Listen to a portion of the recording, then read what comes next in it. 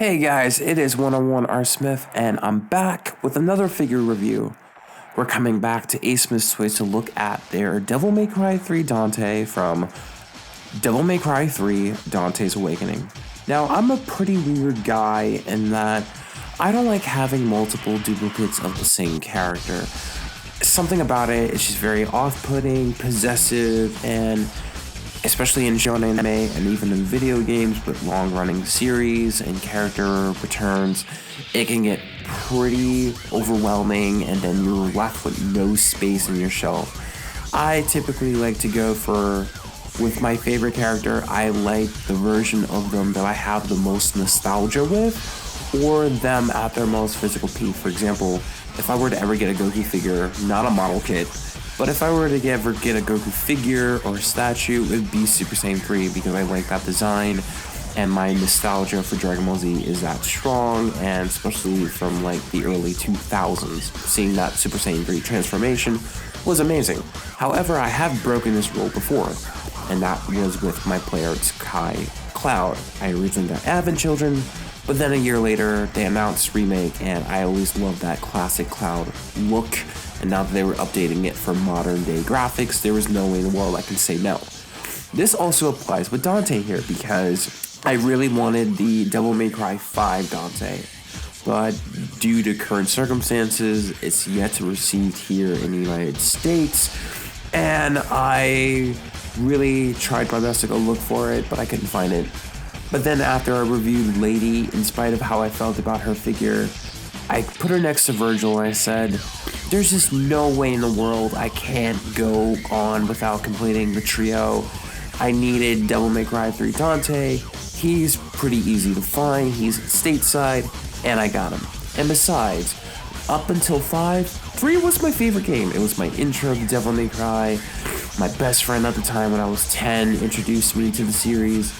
He was a Virgil fanboy, I became a Dante fanboy, and we would constantly have arguments about which one was the better, and even though Dante kicked Virgil's ass at the end, he still held that Virgil was better and just got lucky with this win. So I do have a lot of nostalgia with Devil May Cry 3, and obviously we don't need to go over how big of a fanboy I am with Devil May Cry altogether, but I will get Devil May Cry 5 Dante in the future.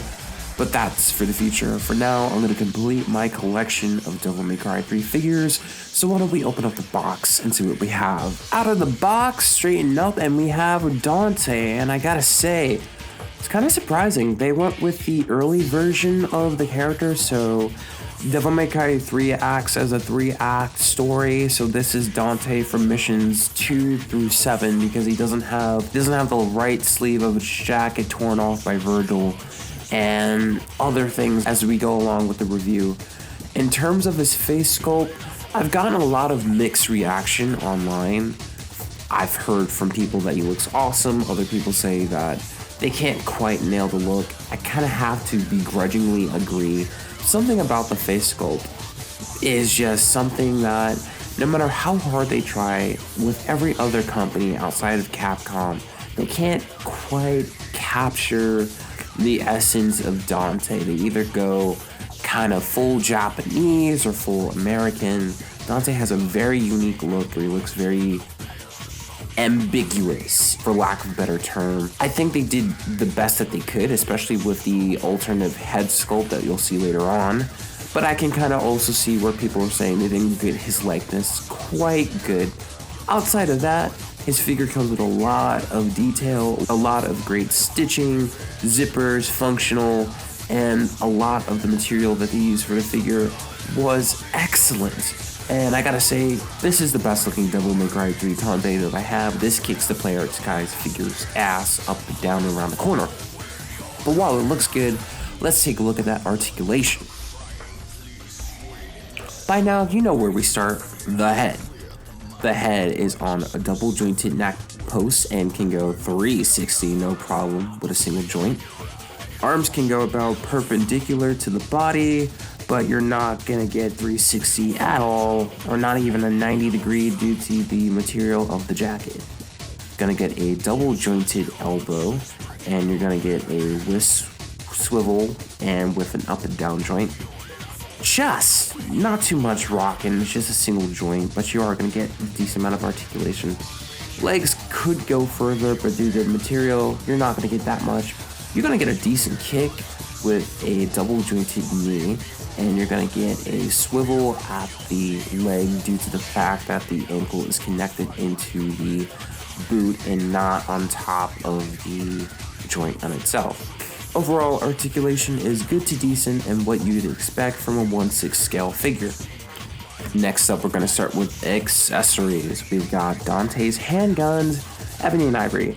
I expect that they are probably recycled from Devil May Cry 4 Dante, as that came first, and there's no harm in that. They're the same guns. They don't really change up that much throughout the history of Devil May Cry.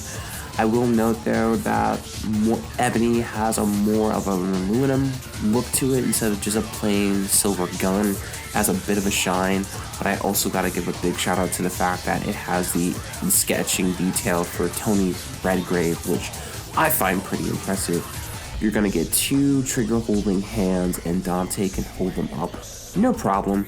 You just gotta slide them in and get that index finger right in the kind of trigger pose. Dante has no problem, and once you can get his arm straight now, you can get a more dynamic look, which doesn't look too good with what I'm rocking with right now, but with a bit more patience, you can get Dante to look excellent with ebony and ivory. They also are functional in that you can holster them in the back of Dante's jacket. The holster is right in the back. Next up, we have Rebellion, and specifically the early version of Rebellion. Asmus Toys could have easily just recycled Rebellion from Devil May Cry 4 Dante, but no. As it's going with the presentation, this is the early version of Dante before his awakening. So the palm is kind of closed up, and the bones inside of the main center of the sword is just closed up. Dante can hold these no problem. He comes with 2 holding hands. You can hold them 1 arm or 2 arm. And as with Nero, there's a magnetic post on the back of the jacket, which can make the jacket be magnetic to the sword, and he can holster it on the back. Still, it's not as strong. It has that problem with Nero's too. And with posing, you can get some decent posing, and here's my somewhat sad attempt of trying to do a stinger. Kind of hard to do in real life. One of the biggest upgrades with this figure is that this is the first DMC figure with changeable head sculpts. One of the things about what makes Dante who he is his personality, and Asmus really was able to understand that notion about the character and decided to give him multiple face sculpts to have him more expressive and get that more Devil May Cry attitude that we all know and love. The face sculpts are interchangeable. They have magnets that go into the back of the head, and they're for the most part pretty easy to go onto. But the hair can sometimes get in the way, and you need to be a bit careful because you don't want to just shove the head in and have some of his bangs bent up, which would make the face look a bit more unnatural. Once you get it all closed up together, it looks pretty great. There's like a slight seam line on the top of his head, but you can kind of ignore it. Next, we have Kalina Ann, and I really don't have any words on why this is here. There's only one clip that I can bring forth that have my full expression of how I feel about this. Look, it's me. I'm here. Deal with it. Let's move on. I drop it. All right. Dante has Kalina Ann, which is a recycle from Lady. It does have a slight different tone of paint from Lady's, and from what I read on Reddit, Dante is compatible with Kalina Ann more so than Lady, which is baffling to say the least. This is Lady's double arm, and Dante, I don't know why they included this with Dante. Dante doesn't get this until towards the very end of the game. And if they're going for early form Dante from missions 2 to 7, they had at least 2 other options. I don't understand why Kalina Ann is here. I guess it was easier than to mold a new double arm, but still, this is frustrating to say the least. Next up here, we have the full trilogy, Dante, Virgil, and Lady. And Dante and Virgil are pretty much on scale with each other. Virgil is slightly taller, but that might have to do in part with the head sculpt because of his hair being jetted out. But I think from what I understand, Dante and Virgil are closing in on 6 feet, while Lady is about a typical 5'3", 5'4". So they're gonna tower over her, but still, Lady can keep up with the best of them. In terms of who I think is the best figure out of all of them, if I had to give a rank, Lady is bottom because of all of the problems that came with her. You make me pick between Dante and Virgil. They can go neck and neck. It depends on how I feel during the day. I have to give the slight edge to Virgil, but Dante, I feel, even though his sculpt isn't completely perfect, the amount of accessories and the fact that we have an alternative scope keeps him on par with Virgil. I guess I would have to go with Virgil just simply on the fact that Virgil was my first Asmus collection, and Virgil just had most of his accessories, and he just looks great on his own. But of course, he needs his brother to complete the package, and having them kind of stand at each other, going at it, is the perfect Devil May Cry kind of diorama that you want for Devil May Cry 3. This is everything that you can ask for, and while it might not be the most perfect figure, it really brings a lot of nostalgia to me and into my collection as well. My final thoughts on this is that Dante kicks ass. This is a great figure. It is mountains better than the Play Arts Kai Dante that I bought 5 years ago. I love the 1/6 scale kind of range. It makes them feel bigger. It has a ton more detail. It stands out in your collection, and I feel like I'm getting what I'm paying for. For $200, this is pretty good. Outside of statue, I don't think you could do much better than that. Now, the main point that hurts for me is the fact that they included Kalina Ann, which makes no sense whatsoever. And the fact that it's compatible with Dante but not Lady is baffling and frustrating as a fan, to say the least. Again, they had at least 2 other options. They could have gone with Agni and Rudra or Cerberus.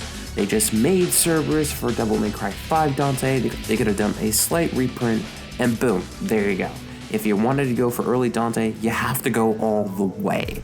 Kind of trying to include late game content when you already have the concept kind of feels baffling to me, and just overall, just a disappointment. It's like we took 2 steps forward with this game after the flop that was Lady. We took 2 steps that we got back to Nero, Virgil standards, and we included multitude of different head sculpts, which was a great addition to the collection. I hope we see that going forward. But we are recycling an accessory for a figure that was already released, and that figure who it's meant for is incompatible with that accessory. That is just rock stupid. I highly recommend getting this. I think, in my personal opinion, the MC5 Dante will be better because it'll have a lot more accessories and better articulation because they're introducing a new body type. But still, for $200, and I think you can even get him for about $180 if you look right. This is a great figure.